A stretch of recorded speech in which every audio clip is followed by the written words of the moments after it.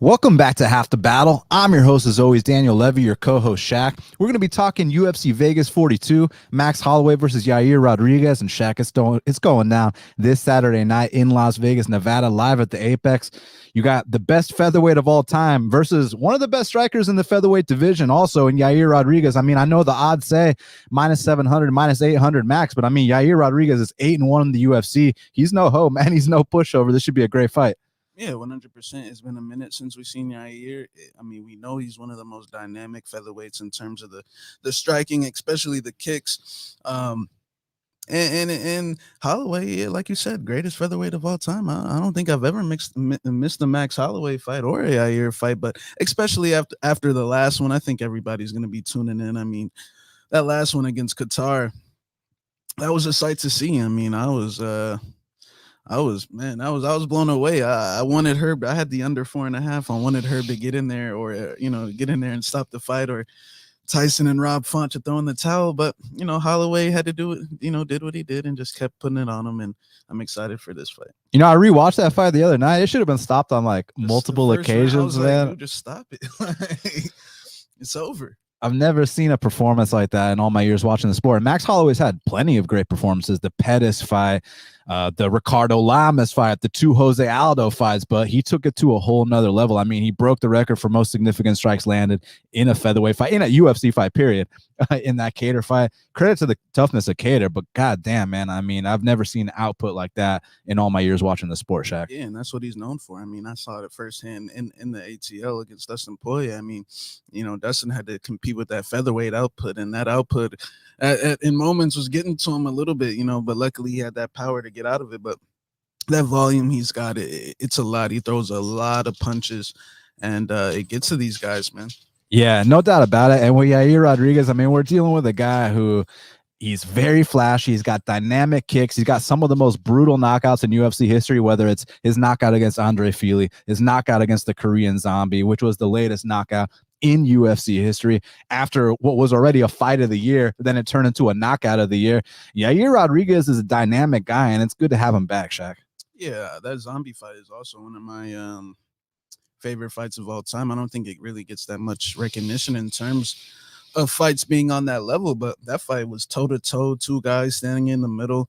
You got one guy like Zombie, we already know the type of power he's got, and then Yair throwing spinning elbows and spinning head kicks and jump switch kicks. I mean, Yair is one of my favorite featherweights to watch. But I just wish he would compete more often so we could see him. He likes to take a lot of time in between fights, but maybe we see a big jump in skills here. 100%. So we're going to break down the whole card start to finish. First up, a couple housekeeping notes. This is episode 400 of Half the Battle. So huge shout out to all our supporters for sticking with us for 400 episodes. And ironically enough, Shaq, you became, I mean, you were on the show here and there, but you became the full-time co-host in episode 143, which just happened to be Yair Rodriguez versus Frankie Edgar. So it's pretty amazing. It's come full circle. The fans that have supported us for 400 episodes, here's to 400 more, my man. Yeah, 100%. Yair versus Frankie, that was a while. Yeah, that was a while ago. That was what card was that? Miocic dos Santos too. Yeah, Masvidal Maya. Yeah, I remember that. Yeah. Did Dustin fight Eddie that night? Yeah, the no contest one. Yeah, the no contest. Yeah. So yeah, that was a long time ago. Yeah, 2017, man. So the fans, thank you all so much. We truly appreciate it. And another shout out that we want to give is today's Veterans Day. So, thank you so much to all the veterans for protecting our freedom. We truly appreciate you, not just today, but every single day. So thank you very much to all the veterans on behalf of Half the Battle. We love you guys. Yeah, I mean, if you serve the country, man, we got a lot of appreciation for you, and that takes a lot of balls, man, to actually go down there, whether you're in the Marines, the Air Force, the Army. So it's props to you guys. Yeah, we just want to say thank you. So thank you. So we're going to break down the whole card start to finish, but first up, got to give a big shout out to our sponsor, Bud Crush. So Bud Crush is a cannabis clothing brand. They believe that Mary Jane has always been high fashion, and their line is dedicated exclusively to her. Their first crush was Mary Jane, and they've been in love ever since. All their designs are under her influence, and keep smoking Mary Jane, lovers. So, guys, use code BATTLE at budcrush.com to get free shipping for a limited time. That's Bud Crush with a K. And you guys already know the gear turns heads. everything they got, the hoodies, the shirts, the sweatpants, the shorts. You already know Bud Crush goes hard, Shaq. Yeah, Bud Crusher, man. I would have had mine on, but I had a laundry day this morning, so I couldn't put it out there. But Bud Crush, man, I mean this clothing, like, it really does turn heads. It stands out. I mean, you're gonna be a standout dude with this with the I mean with these lettering on the arms and things like that. So, and if I for all my Mary Jane smokers, man. I don't call it Mary Jane. I think that's a Cali thing, but we we call it something else down here. But still, though, you got to support your independent guys out here, like my boy Bud Crush. That's trying to make a name for himself. Support him, get behind him and buy his clothes, and make sure you use that battle as your what's a discount code. So free yeah. shipping, baby. Well, Shaq, here we go. First up in the light heavyweight division, we got a matchup between Kennedy and Zechukwu. He's 9-1. He's taking on Da-Un Jung, who is 14-2. And currently, they got a Da-Un Jung -120. The comeback on Kennedy and Zechukwu is +100. So this is an unbelievable fight. I mean, you got the number 26 light heavyweight versus the number 25 light heavyweight. Very evenly matched fight. The odds reflect that.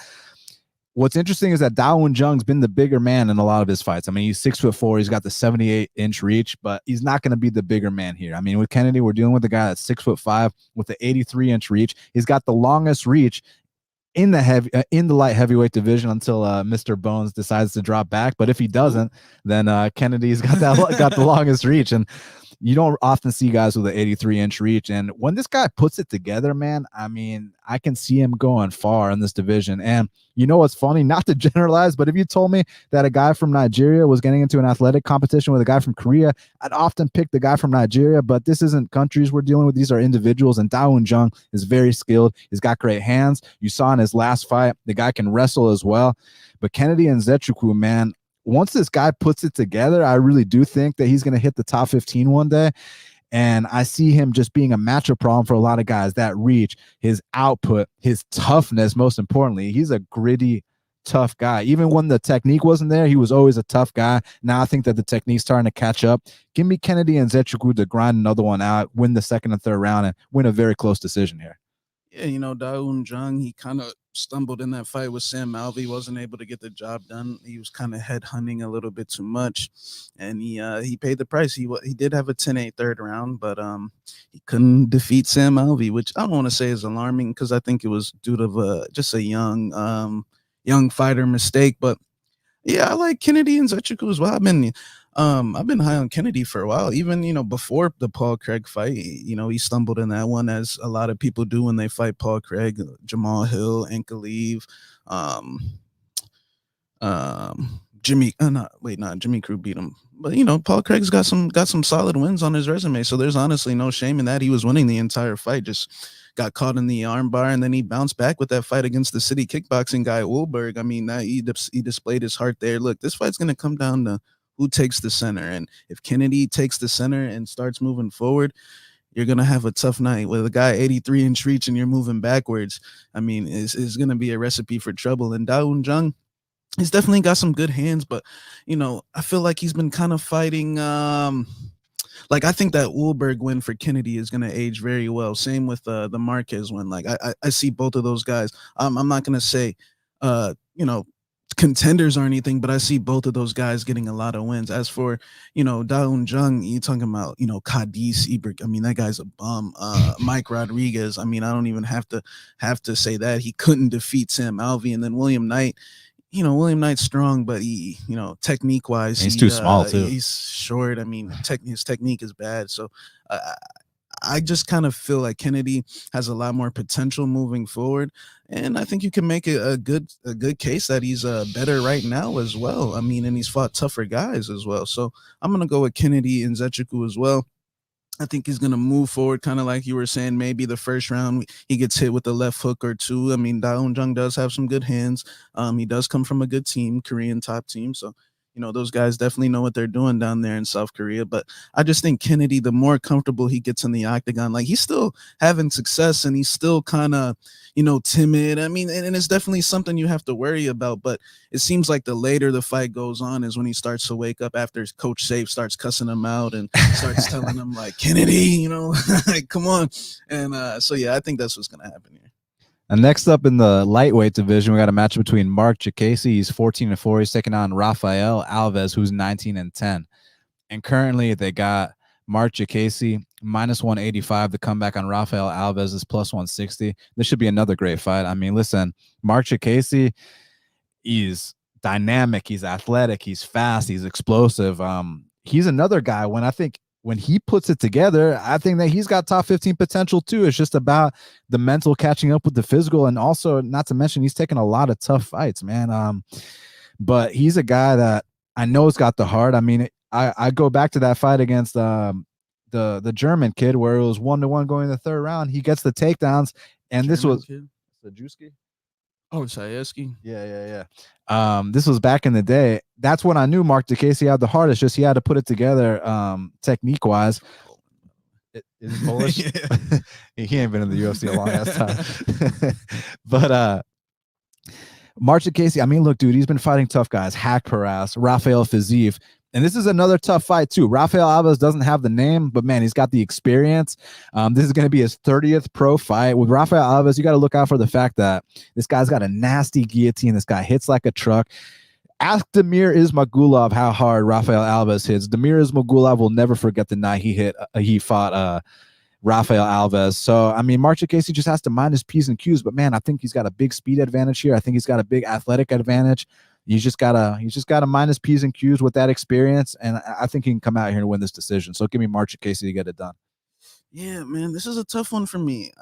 I think it could be lined closer, to be honest. I actually like Alves. I liked him on Contender Series. I know he tried to cut to 45. I don't know why he did that, but I'm not convinced that Casey has that much of a speed and explosiveness advantage, man. This guy, Alves, I mean, this dude is an athlete. We're talking about doing double flips in the air. I mean, this guy is just a matter of his cardio if he can maintain it for 3 rounds. Casey, like you said, kind of has proven he can get takedowns. My issue with Casey is kind of man, I feel like the potential's kind of run out a little bit. I don't ever see him getting back to, well, he was never top 15 to begin with, or top 20 or 25. I mean, he was never that.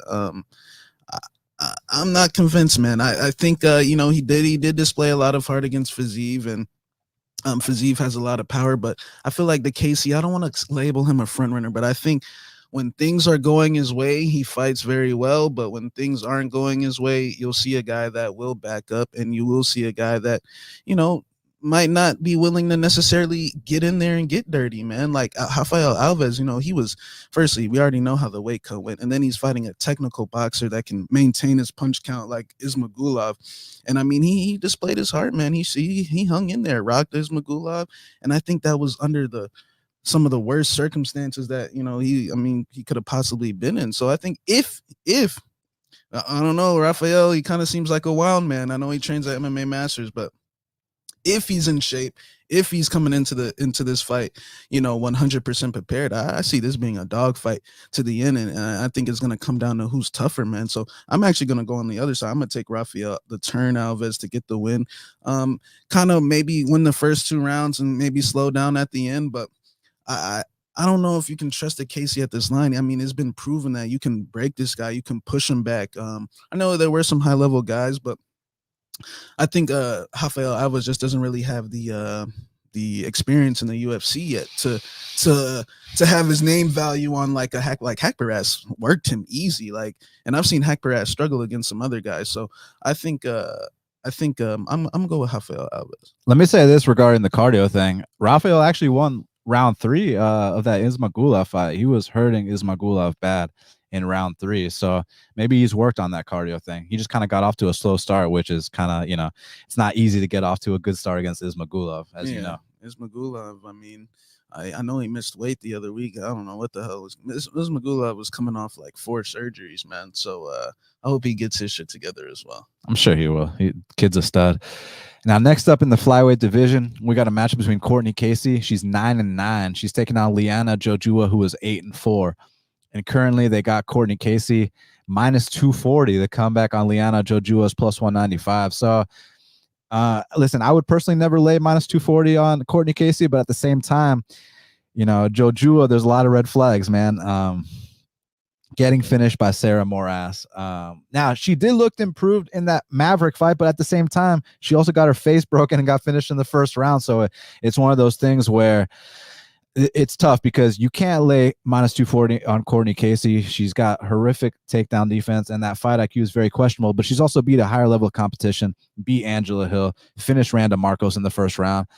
I see her kind of being stronger here, but it's tough to call. What do you think, man? Yeah, you know, these are the type of fights I like to stand because I think y'all have heard me get on Jojua in the past. Like, I mean, if you've seen, I mean, we're talking quit jobs. One thing Courtney Casey is she ain't no quitter. Takedown defense isn't good, but to be honest, Jojua's takedowns really aren't there. She's more of a armbar off back, you know, armbar off her back type situation. I can't recall Courtney getting. I've seen her get rear naked choke, but I can't recall her ever getting armbarred. So, and I think pretty much all of Jojua's wins are by armbar. So, has she ever been armbarred? Other in her second pro fight. And by pro. 2013. Yeah, so she got armbarred in the amateur stages of her career.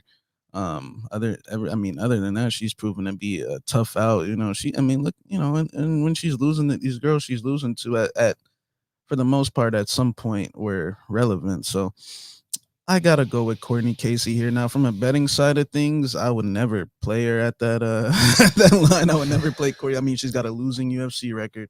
And we'll see if Jojua, because there is a path. She's got to work on her takedowns and see if she can win 2 of these rounds. But I question the heart of Jojua. But time can heal some of these things. She's been out for a while. But, you know, like you were saying with the Maverick fight, did she really look better or did she actually just get absolutely stomped on? Like, I mean, she tried, I guess, to bang, but, you know, I felt like they almost gave a false representation of Maverick as well, just because of how much of a punching bag she was. So I think I'm going to go with Courtney Casey. It's going to be a dirty fight from a betting side of things. I mean, Courtney might make her quit throughout at some point, but I think Jojua might get off to an early start. So, yeah, from a betting side of things, I do think there could be some value. It's just I've seen this girl quit multiple times prior to the UFC against Sarah Moras. I mean, where like she was in full mount and then flopped to her back and got stomped and got smashed on. Like, I'm not even joking. Like, and I'm not even joking. Like, go to her fights in Fight Night Global. Like, you know, but maybe, you know, she's been training with Merab at Syndicate. You know, maybe she comes out here much tougher, much improved. We'll see. So, but I gotta go with Courtney Casey. She's just beating actual real people. So, yeah, I mean, I feel you, man. It's just tough to back her at a minus 240 price. I would never ever bet Courtney Casey at that line. I was so mad because Courtney Casey was like at this line she was matched up against Priscilla and she was like minus 240 or 260. I was looking to I like Priscilla there. Yeah. And my girl Priscilla's got a fight coming up soon. Keep an eye out. Who's she fighting again? Jillian. Oh, I like that. Now, next up in the featherweight division, we got a matchup between Sean Woodson. He's 8-1. He's taking on Colin Anglin, who is 8-2. And currently, they got Sean Woodson minus 320. The comeback on Colin Anglin is plus 250. So Anglin, I mean, I think for regional scene standards, he's got good volume. He's got decent wrestling. He's a tough guy. I just kind of felt like that last fight against Melsick. Listen, Melsick's a really tough guy, and Melsick's going to go far. But I think Melsick kind of exposed him. Melsick kind of let him know that the kid still needs a little bit of seasoning before he's quite ready for this level. And then now he's taking on Woodson, who is a matchup problem. He's 6'3" in the featherweight division. Let's see what his reach is. I bet it's like 75 inches, 79 inches. Holy shit. This guy's 6'3" with a 79-inch reach, Shaq. So he's a matchup problem. And in addition to that, he's been in there with tested and proven guys. He's got that win over Terrence McKinney, knocked him out, overcame adversity in that fight as well. He's been in there with Kyle Bochniak and beat him, been in there with Julian Erosa and knocked him down, had to take his first L, but Julian Erosa is a very experienced guy. Beat Yusuf Zalal. So, I mean, these are dogfights. This is a different level than Colin Anglin. I think here he can come out and kind of just have his boxing clinic, maybe, stuff some takedowns early, maybe get taken down early, get back up, and then make the guy pay. So give me Sean Woodson to come out here and get a big win and have a nice performance. Yeah, I gotta agree. I like Woodson, long term. Definitely still, working out some kinks in the game. Colin Anglin, hey, he fought Melsick like a man, unlike the kid this past weekend, because that kid, my God, I was like, dude, like somebody take a point. Like he what's his name? Bruno Souza. Yeah. I was like, man, this kid, is he gonna engage or what? But I think I kind of see this fight similar to the Zalal fight, man. I think they're coming from Colin Anglin's coming from that camp as well. Woodson, he messed up. Factory X? Yeah, Colin Anglin's at Factory X. Woodson, he messed up the last fight, but you got to understand, not the last fight, but the one against Juicy J. But you got to understand, Juicy J's got like 5 times the amount of fights that he does, so way more experience. And I mean, Woodson, I think he underestimated him. Didn't like what I say, a young fighter mistake. He probably thought he was gonna run over Juicy J real easy, and it looked like he was, but he got tired and he got tapped out. So I think he went back to the gym, worked on those things, fought a black belt and Yusuf Zalal his next fight, stuffed the takedowns. Now he's got to worry about what Colin Anglin's going to try to do here. I'm sure the game plan here is to stall, wall, and hug and, close the distance and try to eke out a decision, because they know what's going to happen if they strike. And I think Woodson can at least stay upright. I mean, he stayed upright for the most part against Yusuf Zalal. He did. That's why it was a split decision, just because the amount of time Yusuf had him hugged and against the side of the fence. So you just got to worry about that. I mean, England's gonna try to hug you, bro, for a decision. You gotta have a little sense of urgency, and I think he will, man. After that last fight, the way he closed that fight out down the stretch, I think that was a sign that this kid's here to stay. Like you said, he beat Terrence McKinney. Faced adversity in that fight. And like I said, Juicy J has proven to be, quite the competitor. I mean, Juicy J is out here finishing Landwehr, finishing Air Jordan, finishing Woodson. Juicy J can fight, man. Yeah, if Juicy J doesn't get knocked out, he's going to be in a tough fight. Every fight, but he comes to fight. Like, make no mistake about it. Like, another thing I want to say about Woodson is this is his 10th pro fight, and I say this all the time. With these young kids who have had 10 pro fights or less, you're going to see these huge leaps every single time they fight. And I understand Anglin, he's had 10 pro fights as well. This is his 11th fight. But like I said at the beginning, I think it's a different level. I think Anglin was one of the cases where I didn't agree with him. It was a lot of – I honestly – I don't want to say I stopped watching the Contender Series. I'm just a lot more busy these days. But, like his fight, I really didn't. I know it was an exciting fight. He fought some. I don't even think the kid was from Russia, but from some country close to Russia, like Belarus or something. I don't know, but the kid he fought, man, was unimpressive to me, man. Like I just like he threw Tajikistan. He threw a few spins, but his overall game was honestly just not good to me. And England was going to war with this guy, and I just felt like, to me, like for anyone that's been watching the sport for a long time, man, I could just tell England wasn't ready. I was like, man, he needs more time, man. He is not ready for the UFC. Just like these kids like Alexa Kamor and the kid he knocked out, who's fighting Ober, like he's not ready for the UFC. And I feel like sometimes the managers kind of make mistakes. Like I feel like England's manager is making a bad mistake here. Like I don't know, I'm guessing it's Iridium, but I think it is. Like if I'm England, like bro, we need to get better. like you just got knocked out a few months ago, like and you're fighting a 79-inch reach featherweight. Like I don't know, but like same thing with that girl Godinez. Like I think her manager is like, dude, like because they're under the impression that they won these fights against Panay and Luana Carolina, and it's like they don't get it, so hopefully England can, because it's like if he comes out here and gets stopped again, where does he go from here? NFC. Now, next up in the flyweight division, we got a matchup between Cynthia Calvillo. She's 9-3. She's taking on Andrea Lee, who was 12-5, and currently they got Cynthia Calvillo minus 140. The comeback on Andrea Lee is plus 120.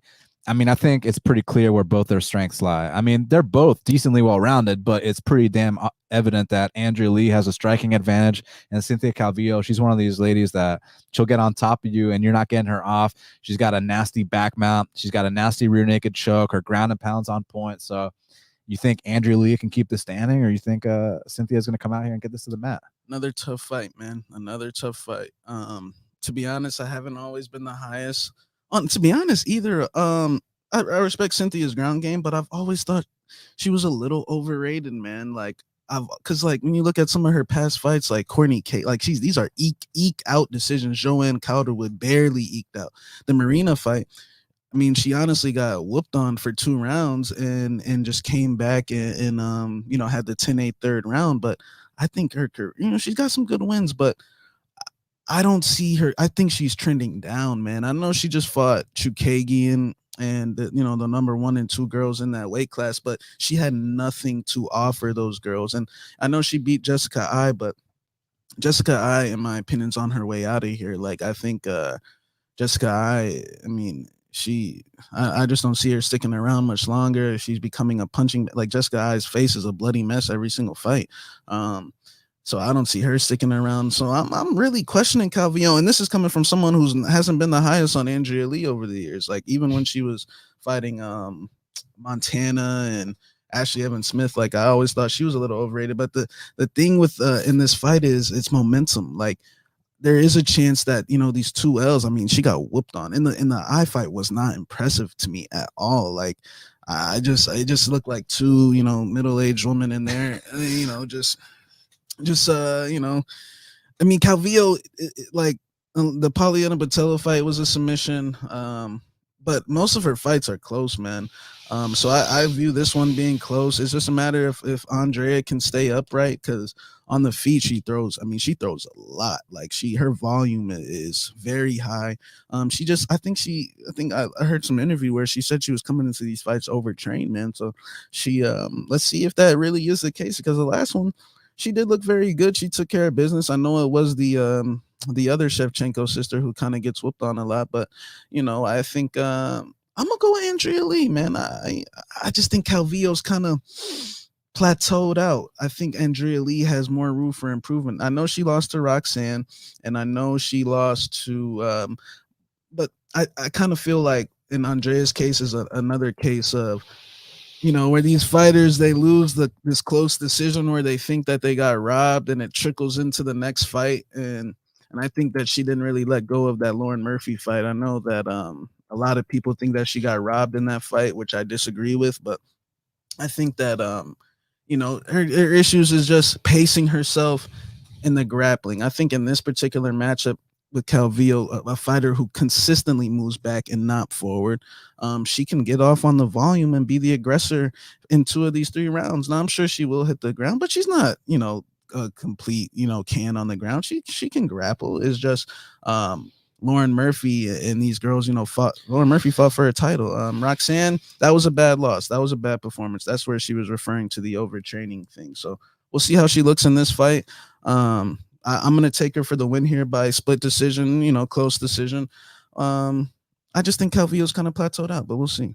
I mean, look, you make a compelling argument for Andrea Lee. I mean, she definitely has the volume edge. The only time we've ever seen Cynthia Calvillo land anywhere near 100 strikes was the Jessica Ai fight that you referred to. So, I mean, this stays standing and she has success there. That's where KGB wins. But I'm going to go on the other side, man. I mean, I think that we've seen Roxanne Modafferi take down Andrea Lee 4 times. We've seen Lauren Murphy land 2 takedowns. We've seen Joanne Calderwood land 2 takedowns. We saw Montana De La Rosa in person in Greenville, South Carolina, land 5 takedowns. So I think with Cynthia Calvillo, she only needs 1 or 2 to win that round and possibly get a finish. Her ground game is that dominant. So give me Cynthia Calvillo to come out here and probably win the decision, because Andrea Lee is very tough. Now, next up in the lightweight division, and everybody do us a favor and hit that like button, hit that subscribe button. We truly appreciate it. Next up in the lightweight division, we got a match between Thiago Moises. He's 15-5. He's taking on Joel Alvarez, who is 18-2. And currently they got Thiago Moises minus 250. The comeback on Joel Alvarez is plus 215. Shaq, this should be one hell of a fight between two young, hungry studs in the lightweight division, man. I mean, Moises is already in the top 15. I believe he is number 15 right now. He took down Islam in his last fight, and he didn't even have to take that fight. I mean, he took that fight at a, he's the only one that would. He's got balls. The kid's got balls, and that's the only time he's ever been finished in his entire career, which is a 20-fight career. And with Joel Alvarez, this guy is nothing but a finisher. I mean, he's a guy that you think it's a joke because he can't stuff a takedown. Then a second later, you're getting triangle choked by the guy. You're getting swept by the guy. And don't sleep on his stand-up too, which is improving. And to take it a step further, Joel Alvarez is a big guy for the weight class. He's 6'3". He's got a 77-inch reach, and he's 28 years old. He's reaching his prime. So he's one of these guys that a lot of people are going to sleep on, but he's going to come out here and win a lot of fights. I mean, his only loss in the UFC is to Damir Ismagulov. So I think Joel Alvarez has got a very bright future. I just think that right now, Shaq, Thiago Moises is kind of on a different level. He's beat the higher level competition. He's just got to come out here motivated, take this guy to the ground. Joel Alvarez has 0% takedown defense because he's that damn confident in his guard, in his jiu-jitsu game, which, I mean, he should be. Joel Alvarez is a stud, man. But I think that Thiago Moises might be able to come out here, hand him that second UFCL, and just eke one out here. So give me Thiago Moises by being slightly ahead, but I definitely think Joel Alvarez is talented, and I think he'll be back better. Yeah, man, this is a good fight because I like both of these guys a lot. Like Joel, not a lot of people were high on him coming into the UFC because of his takedown defense, and it kind of reminds me of a lightweight Marlon Vera type of guy. Like, starts off slow, but later on will have success. But I think, yeah, it has to be Moises here. Just the kid is only 26. Listen to this, like only 26 years old. Like, he's come such a long way, in my opinion, like from his LFA days and stuff like that. Like, I think that like he had a lot of pressure on him early on in his career, but lately, man, like, and just look at his strength of schedule, man. Like we're even before the UFC, but like in the UFC, Dariush out the gates, Ismagulov in Russia, Michael Johnson, Bobby Green, Alexander Hernandez. These are borderline top 15. I mean, they were Alexander Hernandez was top 15. So Bobby Green, this is like, you saw what Bobby just did to the real estate agent this past weekend. Like, I mean, these guys are solid, man. And Moises, I feel like he somewhat of turned a corner in those fights. The Islam fight, he already knew he was gonna lose that one. He's he literally took it because they said he was the only one. Dana said Thiago is a stud. He was the only one that stepped up and was willing to like, he volunteered. He was like, I'll fight him, so props to Thiago Moises. Joel, look, I like this kid Joel a lot, man. I think things are going to materialize for him at some point, just not this weekend. I think Thiago's just put in too much work, too much time in the gym with Dustin Poirier. Like, they're working very close right now for this fight, for Dustin's next fight. And I think that, he's just going to keep elevating his game, man. I think his striking defense, I don't think Joel is going to be able to get to his chin. One thing I always said about Thiago, unless you drop him with a jab like Ismagulov did, you're not going to get around to his ears or his skull. Like, the dude has his hands up very tight. When he throws his kicks, his hands up. Like, he's very fundamentally sound. And he's kind of got, it's so funny because Bisping used to say that he reminds him of Tyron Woodley in some of his past fights where you just back up on the fence. So unless he resorts back to that tendency, I think he should be good here. But that's only when he feels that firepower is like, I don't think Joel has that type of fire. I mean, Joel's doing good right now, but you got to think he fought Alexander Yakovlev and fucking Joe Duffy, a guy that was retired, and Yakovlev out the UFC, man. These guys, are no good. So definitely made them look silly. Definitely showed that he's a level above them. But I was more interested to see that Giagos fight. I think that would have been like a more logical step up. I would have definitely had Joel in that fight breaking. I definitely think he'd break Giagos' arm or something like that. So I'm gonna go with Thiago. I just think he's put in too much work. 26 years old, top 15 experience. Bobby Green, Hernandez. I think he'll be good here. And I see Joel's main path to victory gone. I mean, I highly doubt he submits Thiago Moises. So he ain't no Islam. Don't just because Islam typed him out. Look, Islam would tap Joel out too. So I think Islam would tap a lot of people out.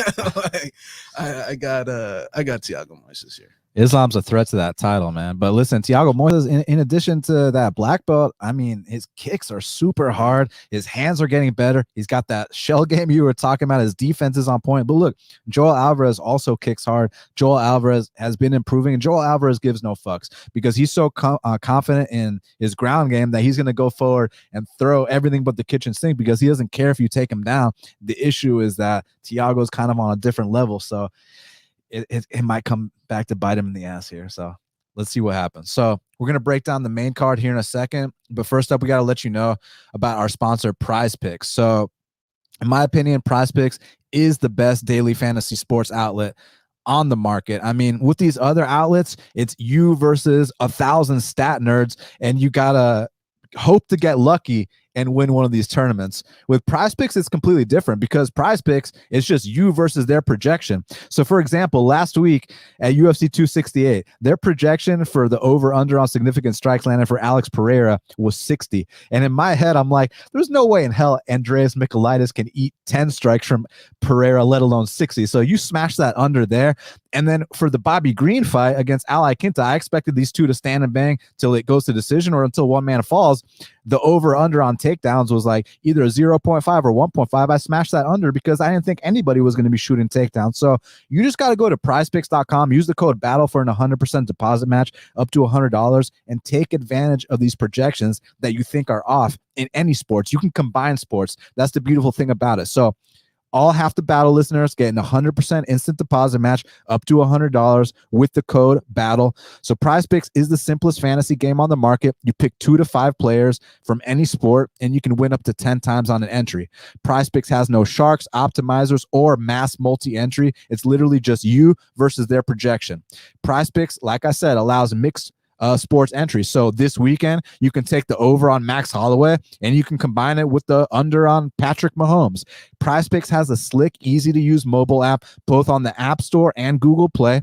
If you want to be playing Mahomes lately, that guy. Well, that's why you take the under on Mahomes. That guy's been struggling.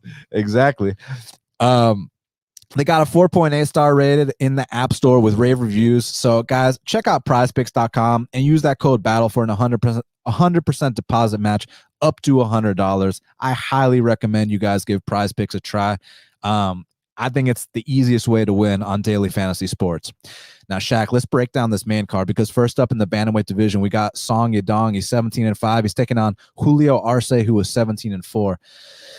And currently, they got Song Yadong minus 135. The comeback on Julio Arce is plus 115. So, Shaq, I got to say, man, I was really damn impressed with not only both of their last fights, but I got to say Julio Arce dropping down to featherweight. The Bantamweight. That was one of the best decisions he ever made because he was super competitive at featherweight, just kind of slightly outsized. And now this is the proper weight class for him. He's 32 years old. He's flat out in his prime. Song Yadong is an explosive, powerful individual who's also been paying his dues, but he's just a kid. I know he's been 23 for like the last 10 years, Shaq. 23, but, 6, 30. So, I mean, you think that Julio Arce is about to start a run here, or is he kind of biting off more than he can chew? Man, this is a tough one because Arce did look good that last fight. Andre Ewell definitely, I think his days were numbered at Bantams. He's fighting Jordan at featherweights now, but I mean, he looked good. I mean, wiped him out completely. I definitely did still see some openings for some counters, but same with Song. I see this being a close fight, man. I can't really say. I just feel like, Song's got more power and Julio's a little more technical. And those Tiger Shulman boys, they can point fight, man. They can point fight. And I think if Song wants to play a close point game, he might pay the price. But the thing is, Song has got a knack with the cards, man. Like, my boy Song is known to have those cards in his back pocket, aka Mr. Faber. Mr. Faber has all the connections, you know what I'm saying? Like, just ask Macy Barber, ask some people thought Paiva won a robbery. Some people, a lot of people think Faber's tight end, but nah, man. On a more serious note, I think Yadong has more forward pressure, but I think his defense is lesser than Arce's. This is going to be a close fight. I just see it being close. I think that he does have the power to wobble Julio, a couple times throughout the 15 minutes, but I'm gonna lean with Song just based for the fact that I think he's gonna be slightly more aggressive. I think that when you look at his last fights, let me just read them off to you. Marlon Vera, which he won, and then went to war with him and survived to live to tell that tale. Kyler Phillips, look, he messed up though. He got off to a slow start, and the Song's still young and stuff, but I'm still not convinced Kyler's a better fighter than him. He had to learn his lesson there. And the Casey Kinney fight, I mean, those are Cody Stamen, the draw before that. I mean, he's still a young kid, man. His last four, his strength of schedule is very impressive. Same with Julio. I mean, he beat Dan Ige back in the day. Dawadu's borderline top 15. Juicy J, Juicy J was a lot taller than him, but I'm gonna go with Song, man, by a close decision, a hard fought decision. I just think that Julio kind of doesn't pull the trigger in moments. I know he did against Andre Uhl, but Andre Uhl is what happened to that guy? I mean, he was never that, So Andre Uhl's, I think he's gonna have better success at featherweights. I think that Song's gonna come out here, work hard, and get off to a good lead. Maybe hit a wall as he tends to do at times in the past. But I just think the shots that he's gonna be landing is gonna be very hard, and he's gonna sway the judges that way. So I'm gonna go with Song. I mean, look, the numbers reflect exactly what you're saying. Song Yadong has got slightly more output. He's slightly more accurate, but defense-wise, Julio Arce has got the defense edge. The thing is that when Song Yadong does land his shots, to your credit, I mean, those are impactful shots. He is one of the hardest hitting bantamweights on the planet, and when he lands, people take notice. So even if he's landing slightly less than Julio Arce, which I'm not convinced is the case, I think his shots are going to be just that much more impactful to sway those judges. I think that the ground game here is kind of a non-factor in this fight. I don't see either guy grappling, and credit to Arce with that 93% takedown defense. Very, very impressive. But Song Yadong, he has been exposed on the mat. I say exposed. He's never been like tapped out or anything, but he seems to get back up. He's got a good get-up game. He's training at Alpha Male. I know he's working on his wrestling every single day. So I just see this being that close fight. Look, if you want to take Arce, I'm not going to argue against it because I think he's going to be in there for all three rounds. I just think that the shots of Song are going to impress the judges more, especially in that apex. Not too many people are going to be there. You're going to be able to really hear the shots land. And Song is an impactful dude. So give me Song to edge this one out slightly. Now, man, this fight right here, next up in the welterweight division. Before we talk about this, everybody smash that like button because next up in the welterweight division, we got a matchup between Miguel Baeza. He's 10-1. He's taking on Chaos Williams, who is 12-2. And currently, they got Miguel Baeza -150. The comeback on Chaos Williams is +130. I don't know if you agree or disagree with me, but this is the kind of fight where I don't want any action on it because I just want to sit back and enjoy it. Two of the best prospects outside of the top 15 in the welterweight division. I think these guys are both great for different reasons. You got the calf kick game of Miguel Baeza. You got the black belt of Miguel Baeza. You got that raw horsepower of Chaos Williams mixed in with his wrestling ability. I mean, this should just be an amazing fight while it lasts. Do you have a strong lean? No. Look, it's gonna be a good fight. I think this is a battle of you got Chaos, who's he's dirty. He'll fight dirty in there, man. Not like kicking nuts or eye gouging, but I mean he'll get in. He'll there. dig deep. He'll get in there. Like he'll eat your shot. Like the Simmelsberger fight, he had no respect for Simmelsberger's power, and was just like, bro, I'm walking you forward, and I'm just gonna hit you. And Simmelsberger kept having to shell up because every time he felt that power, it was like, fuck, So Baeza took a tough lesson that last fight against Pons, but and another young fighter mistake. He kind of just, took his foot off the pedal after wobbling him a little bit. But look, Pons has been there and done that. At one point, Ponzinibbio was a top 10-7, 6 type of guy. At one point, Ponzinibbio was scheduled to fight Kamaru Usman in Argentina, I believe, in Argentina. So, that's when the whole sickness thing, like Ponzinibbio woke up in that fight. And I think that Ponzinibbio, in terms of these guys' opponents, is by far, like, I think that could be a good learning lesson for Miguel. Like, I don't think he broke, like, in comparison to like how Shabazian has broken in his past fights. Like, Miguel, he stood in there and he took his licks, and he knows he messed up. He knows he took his foot off the pedal, but I'm excited for this fight. Like, I think Chaos, like I said, it is dirty. He's willing to get in there and really just try to bomb off on you, but there's openings for counters. His chin is wide up in the air, and Semmelsberger is a little, Semmelsberger is still green. Semmelsberger's got like 10 fights, 10, 11 fights. I know Miguel's somewhere around there, but like, you got to understand, Semmelsberger's had one of the nicest transitions into the UFC you can imagine. I mean, that kid's gotten like 2 freebies, like, what's the kid he just fought? The Diaz, like, he just got a free check right there, pretty much. Martin Sano. Yeah, and Jason Witt, 15 seconds of work, and the other guy he fought in his debut, man. So, Semmelsberger, he's still in the early stages of his career, is where I feel like Miguel's been in there with Matt Brown, and I know Chaos knocked out Razak and Alex Morano in his first 2 fights, but I think sometimes you can't gauge everything off a quick knockout. We know he's got power, but I feel like when we've seen him in 3-round fights, when he fought Semmelsberger and my boy I don't even know how to say that, the Demolador Pereira, my boy Michelle, shout out to my boy Michelle, that guy, he's got a big fight coming up here next, and he's got to be ready, but he could put him out. But I think Pereira is a guy that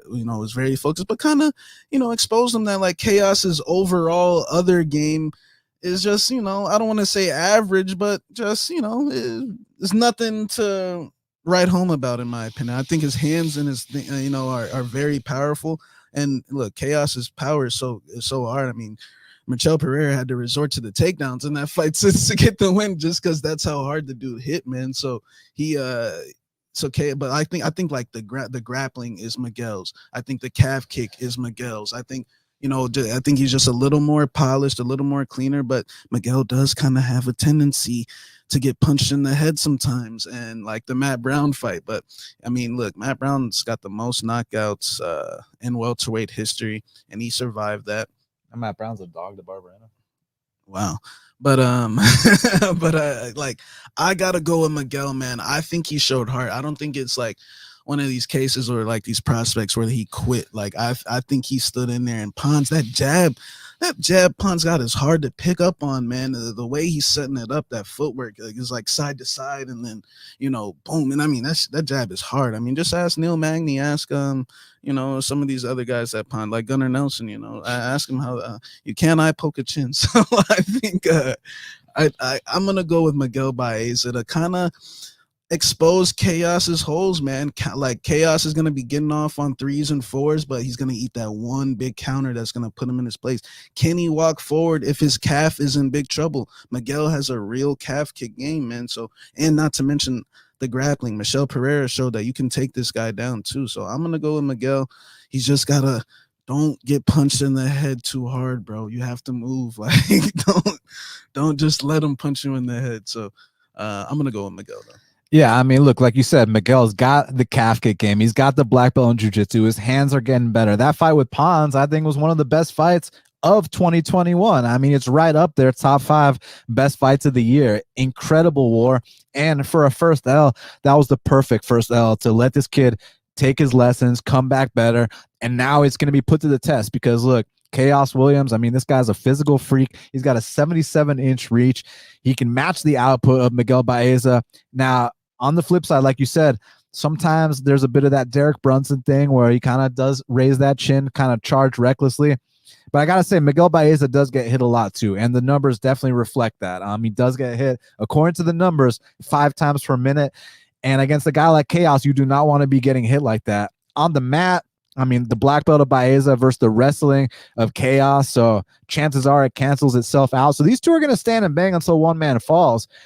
And honestly, I really have no idea who the hell's going to win this fight. I think it's going to be an amazing fight. You took Baeza, so let me make the case for Chaos Williams coming out here and capitalizing on a guy who is too hittable, although both guys are very hittable. But I think Chaos has that slight edge in power. But, I mean, it's not going to surprise me to see a stud like Baeza get back on track either. Both these guys, I think, will be in the top 15 one day, no questions asked. But I think the winner of this fight is going to be in the top 10. So, let's see, man. This should be an incredible fight while it lasts. Give me the underdog to get it done.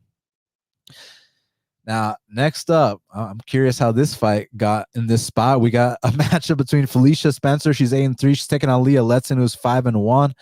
Currently, they got Felicia Spencer minus 350. The comeback on Leah Letson is plus 260. Only thing I'll say about Leah Letson is shout out to her. She's a veteran. Today's Veterans Day, so thank you, Leah Letson, for your service. But aside from that, Shaq, she's been out for 3 years. I don't really know shit about her. I mean, last time I saw her fight Stojadinovic or whatever the girl's name is, that was a close fight against someone that you should be walking through, my man. Stoliarenko, excuse me. Oh, there's a girl that fainted. Yeah. So I don't know. I mean, I think that Felicia Spencer, obviously she's got big holes on the feet, but on the mat, she is a black belt. She can come out here, get those takedowns, get that top control, possibly get a submission along the way. I mean, Leah Letson is very tough, so maybe not a submission, maybe a decision, but most likely a submission, maybe a ground and pound TKO. Something on the mat is how Felicia gets this done. So give me Felicia Spencer. I just don't feel comfortable laying a price like that on her. Yeah, I mean, look, I know Leah Letson for a while. I know she comes from, actually, she's another case, but she comes from that gym, that Montel, the O'Day gym, that Zach Otto gym. I think she left, by the way. She's with my boy Coach Vonderlay now. So I just saw him post a picture on Instagram. So I was like, oh shit, he's cornering. Did she give a reason why she left? Lack of training partners. Training partners weren't there. She needed my boy Telly to show up, but I think I think you gotta go Felicia Spencer here. Like, I've seen her fight. I've seen Leah Letson fight Bia Malecki, and I mean, it was a bloodbath. I mean, she won, but Bia Malecki's trash, and it was a split decision, I believe. So that was on Tough? Yeah, on Tough. Yeah. Okay, yeah, I remember that. I mean, she had a swollen eye, big eyeball, and I think she's been dealing with some health issues over these years, and I think she finally got them sorted out. So she's the one that head kicked Elizabeth Phillips. Remember that? She knocked out Elizabeth Phillips. Yeah, I mean, I'm sure she's solid. She only lost to Chazon. Chazon's top 10. So, but Felicia Spencer, there's no shame in losing to Norma. Like, Norma is looking solid, man. Like, Norma throws hard. Like, a Sonda fighter. Like, I don't think there's any shame in that. One thing Felicia Spencer has shown is she could take a punch. I mean, Cyborg couldn't finish her. Nunes couldn't finish her. She's one thing she's got is a chin. So I highly doubt Leah Letson. It's just, she doesn't really have any hands. She's more of a kicker, karate, like point kicker type style. So unless Leah Letson is just coming out here looking where Daniel Vonderlei gave her some serious jiu-jitsu, but that's Felicia's game, man. Yeah, I think Felicia should take this home, man. The experiences against Cyborg, like Cyborg hit her with some shots. I was like, dang, shorty, are you gonna go down? Or like Nunes hit her with some shots too. Nunes was like pounding this girl's head, and I was like, damn, like she just ain't gonna quit, huh? Like, but yeah, I think she gets back on track here this weekend against Leah Letson. And Felicia's got more heart than Edmund Shabazian. Co-main event of the evening in the heavyweight division. We got Big Ben Rothwell. He's 39-13, taking on Marcos Rogerio de Lima Pezao, who is 18-7. Currently, they got Ben Rothwell minus 145. The comeback on Marcos Rogerio de Lima Pezao is plus 130. So interesting fight, man, because Rogerio de Lima, offensively speaking, he brings a lot to the table. I mean, he's got big kicks. His hands are heavy.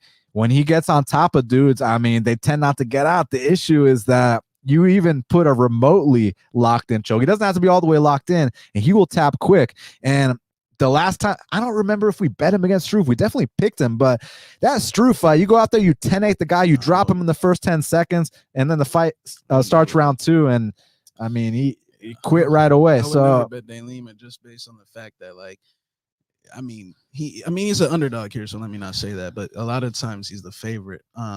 unless he's fighting that canned Sasali or something, you know. But like, man, you never know. You put your arms around this guy's neck, it could be a tap city. And I known Ben Rothwell to tap a few guys out back in the day. Now I know that's back when he was on his vitamins and when he had his help, and he did get busted twice. And I feel like Ben is a guy that needs that. But I actually saw some pictures of him on his Instagram. Like, dude's looking in shape. Man, he would have beat Felipe Lins up, huh? But yeah, I think that Ben Rothwell, man, that's a under, like, only the real ones know about my boy Big Ben, like from the IFL days. Like, my boy Big Ben was a star out there when he fought in Affliction as well. So I mean, Big Ben's been around the block for a long time. You remember when he made his debut against Kane and got smashed on? Yeah, so I think as far as this fight goes, look, Dan Lima, striking wise, is much faster, much powerful, better combos. He stays on the feet. He might knock Big Ben out, but Big Ben is very tough.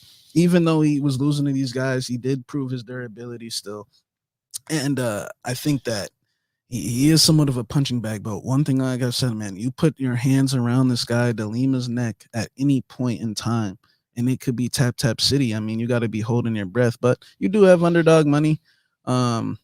He had in his last fight, he did show his top game against Maurice Green, but I think everybody. He ain't in the UFC. Yeah, Maurice Green. I mean, that guy was just, that was bad stuff right there. So I think that Big Ben loses pretty much majority of the fight.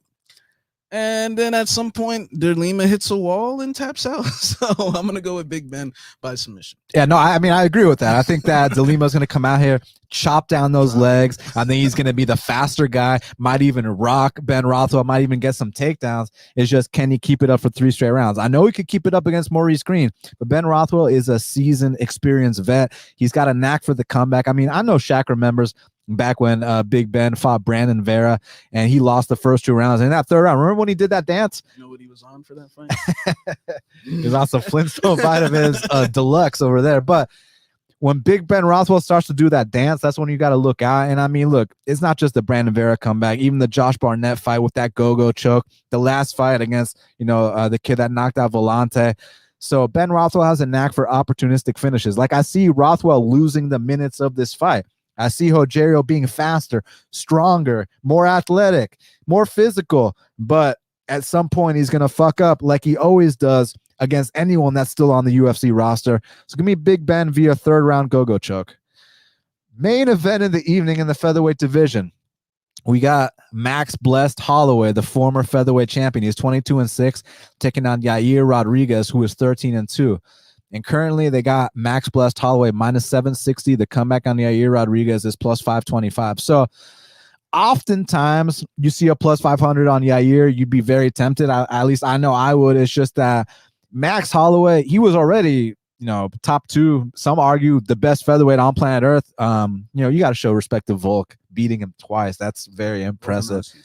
Volk is amazing, but I mean, Max can win that fight. Max has got that clear number 2 spot. He's the number 1 contender, but he took it to a new level in that Calvin Kattar fight. I mean, I've never seen output like that in all my years watching the sport. Let's see what the actual number said for that fight, because like there's output and then there's Max Holloway, and he goes out there against Calvin Kattar, Shaq.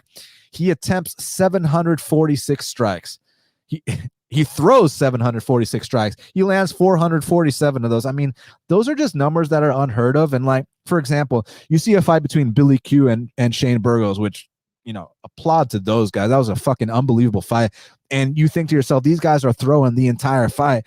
They didn't even come close to how much Max Holloway threw. Max Holloway threw more in round 4 of his Calvin Kattar fight than Tyron Woodley has his entire UFC career. So Max Holloway, talk about a guy that's elevating his game. Talk about a guy that's trying to take it to a new level. But look, one thing I got to say about this specific matchup is Yair Rodriguez is not going to stand in the pocket and try to throw hands with Max Holloway. He's more of a kicker. He's going to stay on the outside, and I think he is going to get off on some kicks here. The only issue, Shaq, is that when he finally starts to slow down, because Yair's style takes a lot of energy, slowing down against Max Holloway is the last place you want to be on planet Earth. But look, I gotta say this: Yair Rodriguez is not some pushover. He's 8-1 in the UFC. He's beat legit guys. I mean, back in the day, he was already beating guys like Dan Hooker, knocking out guys like Andre Fili. Most recently, knocking out the Korean Zombie, destroying Jeremy Stevens. So Yair Rodriguez is the real deal. It's just that to be the best, you got to beat the best, and the best is blessed. So give me Max Holloway to come out here and defeat Yair Rodriguez. Yeah, I mean, I think pretty much everyone's gonna gonna have Max as the pick, but man, I'll make a good case for Yair, man. I think this matchup, like, I get that he just teed off on Calvin, and to be honest, I he was my pick in that Calvin fight. I definitely didn't think it was gonna get that ugly, but you know, I just think Calvin, I don't want to say is one dimensional, but I mean, you know what you know what he's gonna do. He's gonna come with a high level boxing attack, and that's what you gotta prepare for. He's nowhere as near has the weapons like a Yair, or the stances, just the different type of weapons. I mean, spins and kicks. Like, he doesn't really throw kicks. He just has good hands. So I think it's very easy, you know, to get off on that many punches when you know the guy is just gonna be jabbing, overhand right, straight right, left hook, you know, the whole bit, man. So I'm not trying to discredit the performance, but you know, I think Calvin, you know, I don't want to say his days are numbered, but I just think he's starting to get more figured out. You know, his performance against Dan Ige pretty much, you know, let me know everything I needed to know. You know, he couldn't finish Dan Ige, or even like barely hurt him. So I was like, well, I know Calvin's not a threat to the title, man. And I feel like Yair just brings a lot more different aspects. I don't think there's any possible way he can just start getting off to, he can maybe get off to it in the third, fourth, and fifth rounds, but I honestly think Yair is going to present a lot of problems in the early stages. Like, you don't know what this guy might do. Like, this guy might do like, he can change the course of a fight with one of these flashy things, and I get some of those things are small percentage, you know, things that you don't want to rely on, but from a betting side of things, it's Yair or pass for me. Like, I would never play. I mean, look, it is Holloway, I guess, and you know, he does his thing a lot, but I wouldn't be shocked if some of those prior chin issues that people were worrying about come into light. This fact, like I get the Calvin fight was this whole amazing spectacle, man, but dude, he's not gonna get off on that many punches. Like, I really don't think so. Like, this, you can't get off on punches like that when you don't know what the guy's gonna do. Like I was saying earlier, you know what Calvin's gonna do every single fight. Like, I think that Yair can honestly come out here and at least get on, maybe even win the first round or two. Like, this guy throws hard kicks. We haven't seen him for a while now. I know he did kind of fatigue against Jeremy Stevens that last fight, and yeah, that's fatigue from whooping his ass. Yeah, like, dude, the fight should have got stopped. Like, he was like, the fight should have got stopped, and he was like, dude, like, come on, like. And you know, he fatigued, but he's still young, man. You gotta understand, like, there was a big period after that Frankie fight where he hadn't fought, you know, with the whole contract issues and them releasing him and re-signing him back, and all the beef with Dana White and stuff. And then he comes back, fights Zombie, and then, you know, Jeremy, you know, yeah, that was a 2-fight series. I mean, Jeremy kind of, you know what, the first one, Jeremy didn't want to take that fade out there in Mexico like that, so he had to wait again, fight Jeremy again. I mean, and you know, Jeremy pushed him, and I mean, that was a big, you know, that was a lot of emotions in that fight, man. I'm excited to see how this kid comes back, man. I always kind of felt like, man, he's kind of, I don't want to say a dark horse, but if he could just like figure out how to get better boxing and manage and pace himself a little better with the kicks, man, that this kid could be a problem, just because you don't know what he's gonna do. Like, this kid might throw it, but his kicks are so good. I think they're elite. Like, I think his kicks could offset things. Like,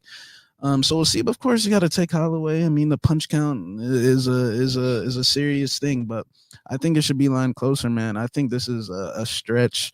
I think, you know, maybe minus 300, you know, 3-1 favorite, 4-1 favorite, but damn, 7-1 favorite. Shit, like, Yair hasn't fought in a while, guys. Don't be shocked when he comes out here, you know, and gets off to a lead, like, because I feel like Holloway, like, but going into the Kitsar fight, everybody was having these concerns, like, you know, blah blah blah, and then all of a sudden it's just out the way. But I was telling y'all going into that Calvin fight, Calvin is a great fighter. but he is not a threat to the title, man. You cannot be a threat to the title with a one-dimensional attack, and I feel like that's the big factor why he was able to get off on 700 punches. I mean, kid ain't kicking, he ain't shooting takedowns, he ain't spinning, he ain't, you know what I'm saying? So I'm gonna go with Holloway, but I think it's gonna be a good fight, a better fight than most people expect. Yeah, I mean, I've never seen Yair Rodriguez in a boring fight, and same thing can be said for Max Holloway. Should be amazing while it lasts. Now, Shaq, we got to talk about the fight to watch and the fighter to watch. So, in your opinion, Shaq, what is the fight to watch for UFC Vegas 42? I think it's the welterweight fight, Baeza versus Chaos. You know, that's a crossroads fight because I think it's gonna, shape up how these guys' careers go from here on out. Whoever wins this fight is gonna get a big fight next, and I just wanna. I see a lot of some of the like Baeza and Chaos, like they've been in real fights, but I see some certain welterweight prospects in that top 15 that ain't really been in no top real fights, and I feel bad for these guys like Chaos and Baeza who really have to prove. But you got certain guys that get tailor-made. Mag, shout out to the kid's manager. I mean, like. They get these I know who you're talking about. Hand-picked fights, but hey, if you got a good manager, you got a good manager, man. So props to him. But these guys, they're willing to risk their careers early on, which bad and good to that. But that's my fight to watch. Yeah, my fight to watch, I mean, is the Bantamweight showdown between Song Yadong and Julio Arce. I just know for a fact that there's zero chance that these guys are going to be humping each other, making the crowd boo. These guys are going to stand and trade until either one man falls or until it hits the judges' scorecards. It's going to be a very exciting striking fight. I mean, you got the power of Song Yadong versus the technique of Julio Arce. It's going to be a great fight. Give me Song versus Arce as the fight to watch. Now, Shaq, who is your fighter to watch for UFC Vegas 42? My fighter to watch is going to be. I'm gonna go with Kennedy and Nzechukwu, man. That's one of my favorite light heavyweights. I think the kid. I mean, we know his backstory. I think he's getting better fight to fight. This is a showdown, first fight of the night too. Nigeria versus South Korea. So he's my fighter to watch. I think if he gets this one, you can maybe give him a top 15 opponent. I think, or some at least a top 20. What is he ranked? 25, 6? Yeah, I think you can give him a top 20 opponent next if he wins this fight. And Nigeria, they could always use some more stars. We got or Africa in general, but we got Usman, we got Adesanya. Let's throw Kennedy's name in there, man. Yeah, and my fighter to watch is actually in the main event, Yair Rodriguez. I mean, look, Max Holloway could have sat out and waited for a title shot after that unbelievable performance against Calvin Kattar, but he opted to take this fight, which the odds don't say it's a risky fight, but if you know both these guys, you know that it's a risky fight. Yair Rodriguez can come out here. If he gets this upset against Max Holloway, not only will it be one of the biggest upsets of the year, but he's going to completely disrupt the title picture at featherweight. And then could you imagine a fight between him and Volkanovski? So he's got one of the biggest opportunities, the biggest opportunity of his career presented in front of him this Saturday night. And he's the biggest underdog on the card. So for that reason, he is my fighter to watch. Well, Shaq, we did it. It's going down this Saturday night in Las Vegas, Nevada, live at the Apex. It's going to be a very, very fun card. Make sure y'all follow Shaq at MMA Genius 05. Follow me at BestFightPicks.